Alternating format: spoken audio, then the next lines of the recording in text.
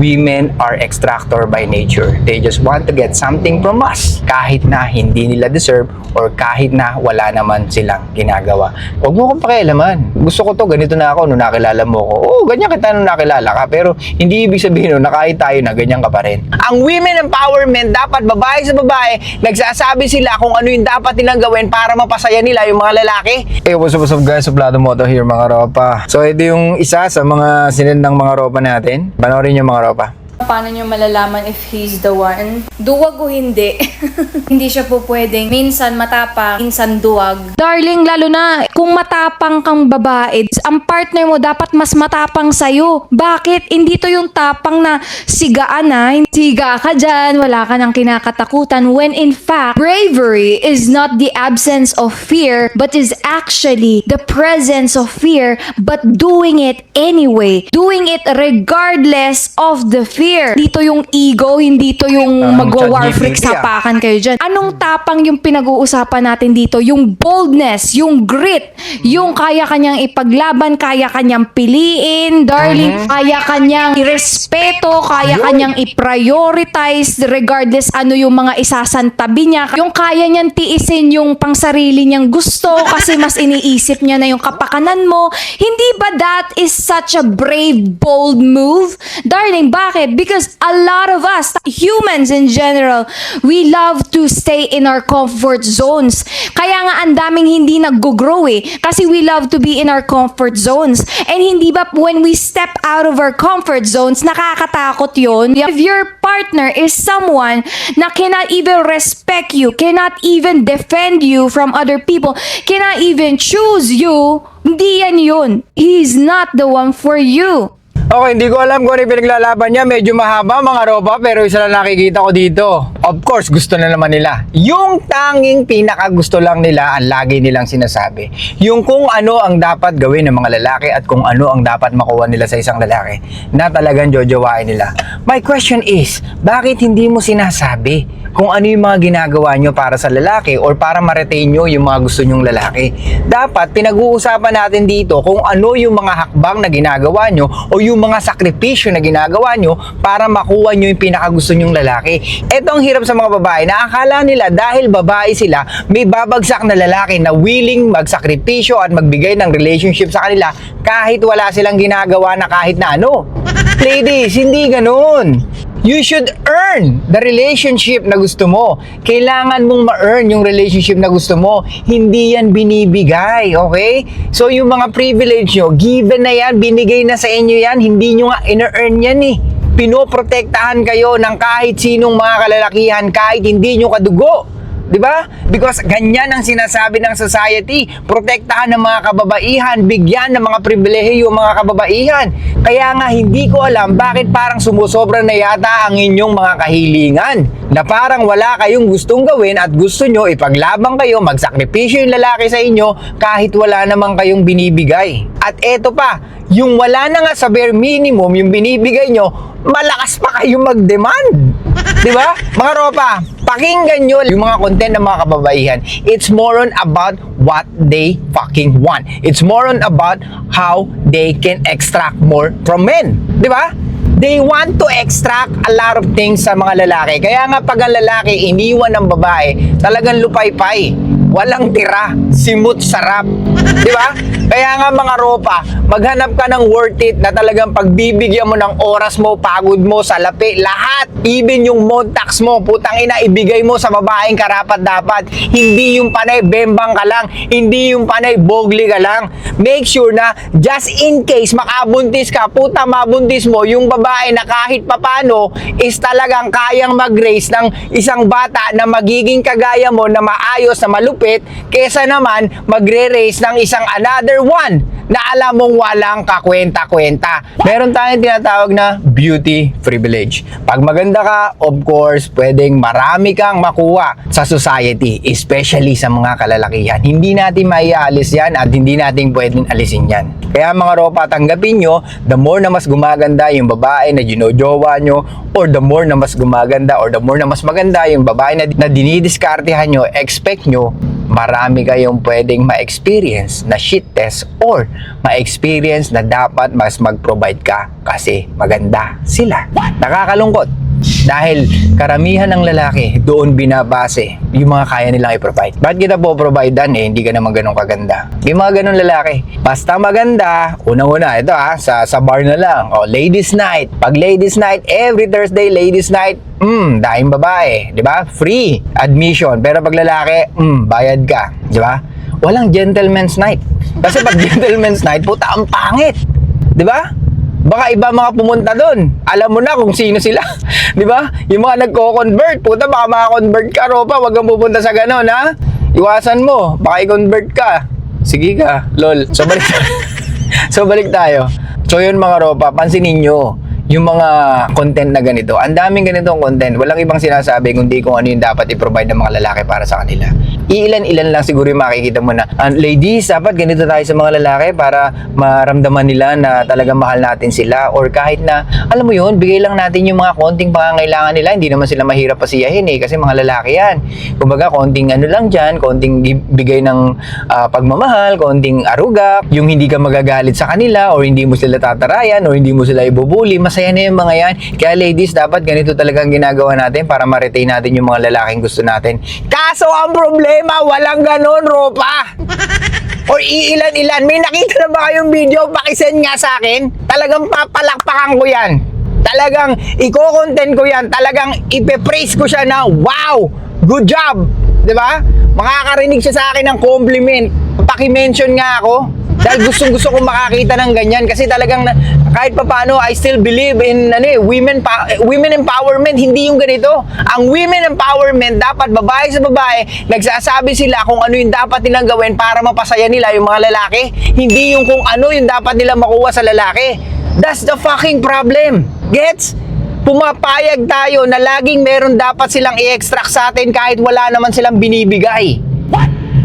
Nagigets nyo ba mga Ropa? Oo, we are designed to provide and protect.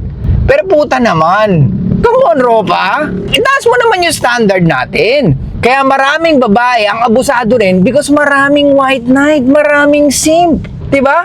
At maraming nice guy na nagpapanggap na nice guy pero ang totoo hindi naman nice. Gets nyo mga Ropa? Yung mga nice na lalaki, very predictable. Kaya nga, hanggang friends lang ang kayang ibigay ng mga babae sa kanila. Dahil unang-una, when it comes to sexual attraction, being a fucking nice guy won't go further pagdating sa attraction. Ulitin ko, kung nice guy ka, Ropa, tigilan mo na yan. I'm not saying na tigilan mo maging nice. What I'm trying to say here is kung gagamitin mo yung pagiging nice mo para ma-attract mo yung babaeng gusto mo, then tumigil ka dahil hindi ganyan ma-attract ang mga kababaihan. Okay? Mas attracted ang mga kababaihan sa lalaki na kayang gumawa ng hindi maganda o yung mga lalaki na parang gago. I'm not saying na magpakagago ka. Ibig ko sabihin is they feel more safe sa lalaki na kayang mambabae, mga lalaki na kayang manakit physically sa kapwa nila lalaki or yung kaya sila ipagtanggol because women are looking for security and safety. Diba? Before they go in a relationship, they make sure na tama yung decision nila. So, paano magiging tama yung decision nila kung masyado kang nice para sa kanila? Okay? Diba? So, since you are a fucking nice, they only see you as a friend. Hindi ka nila nakikita na potential partner. Ang tanging nakikita nila sa'yo, since you are nice, then much better na we can stay as friends. Kasi pwede ako mag-bend sa'yo, kasi pwede ako mag-share ng mga emotional problem ko, pwede akong mag-share sa'yo ng mga ibang bagay na talagang, alam mo yun, na ikaw nakakaintindi sa akin. But, sorry, I'm not sexually attracted sa'yo. Puta, gusto nyo ba yun mga Ropa? Gusto nyo ba yung ganon? Ha? Na set up? Yung ginagawa mo, yung mga karapat-dapat para magustuhan ka na isang babae o yung talagang binibigay yung provision at protection para sa kanya tapos sasabihin sa'yo, hindi ko kaya ibigay yung relationship na gusto mo, hindi ko kaya ibigay yung romantic relationship na gusto mo. We can say platonic, yes. Pero yung sabihin ko sa'yo na may pag-asa tayo maging tayo, mukhang malabo or hindi mangyayari. Gusto mo ba yun, Ropa? Eto, kwento ko, legit. Eto, true story mga Ropa. I think 3 days ago, kumain ako ng ramen sa Kurudo Ramen. So, meron dalawang babae sa tabi ko na nag-uusap. Ang lakas ng boses. nagkikwentuhan sila about sa isang lalaki na 5 years niya na daw na friend. Ang pinaka nag-highlight sa sinabi niya, sabi niya, "My God, girl! Alam mo sinabi ko sa kanya? 5 years na tayong magkaibigan. Do you think I'm attracted sa'yo?" Ganun ang narinig ko, mga ropa.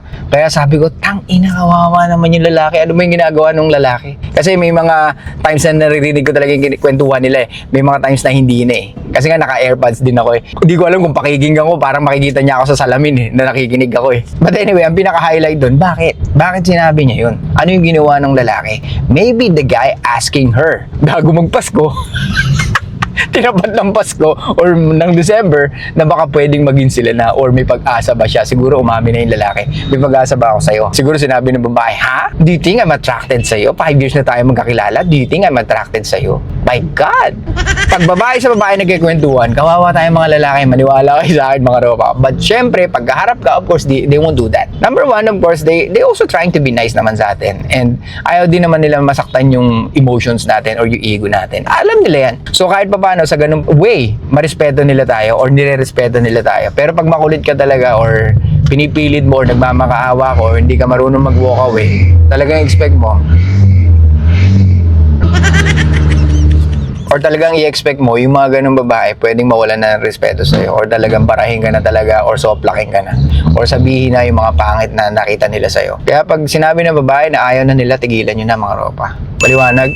Kasi walang pupuntahan yan eh. Kahit ano bang gawin nyo, kung hindi sila talaga attracted sa'yo, mapapagod at mapapagod ka lang. Hanggang kailan? Sinasayang mo yung oras mo. Sila lang yung nagbe-benefits, ikaw wala naman. Diba? Doon ka sa babaeng pinakagusto ka. Okay, para in terms and condition, ikaw ang may hawak, hindi sila. Kasi pag ikaw may hawak ng terms and condition, alam mo kung saan siya dapat ilagay, kung ano yung place niya.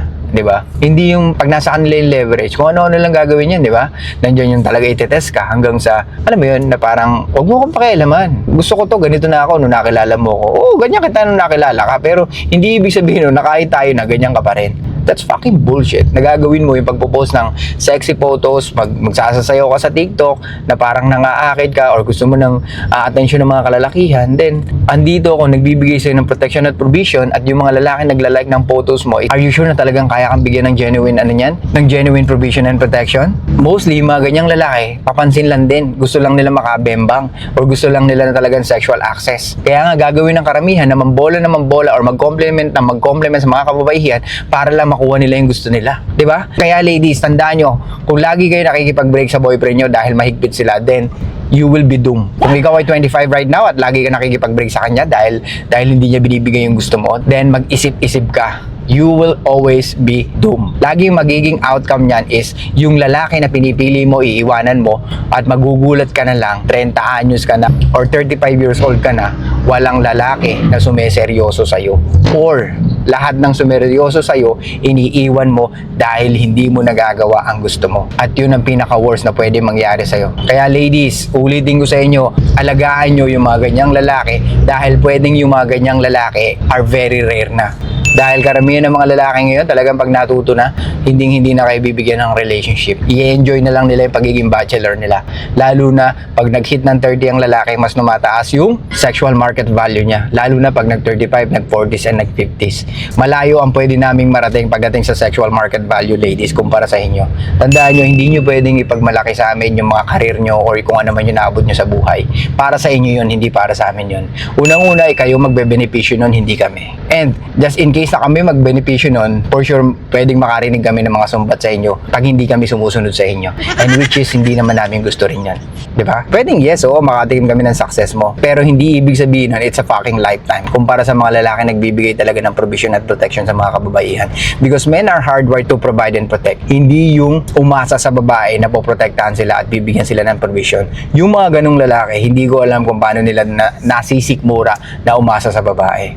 Well, wala namang problema. Kung talagang ganun ang ano nyo, samahan yung dalawa. Pero syempre, iba yung may pride ka, iba yung may ego ka na ginagamit mo sa sarili mo na talagang ang gusto mo is umasenso ka at para ikaw yung mag-provide at mag-protect sa babae na kinakasama mo, ropa. Okay? Maliwanag ba, mga ropa? Ulitin ko, pag may nakita kayo ng about sa mga babae na nagpo-post kung paano nila ma-retain ang lalaki, paki-tag ako or paki-mention ako. Okay? So, anong takeaway natin dito mga ropa? Women are extractor by nature. They just want to get something from us. Kahit na hindi nila deserve or kahit na wala naman silang ginagawa. Ganyan ang mindset ng mga kababaihan. Kaya ingat-ingat sa pagpili ng mga ini-entertain yung babae dahil sa inyo rin magre-reflect yung mga ganyang pag-uugali ng babae. Okay? So, yun lang guys. Thank you so much. I'll see you guys next time. Show love, peace out, and be fucking mysterious mga ropa.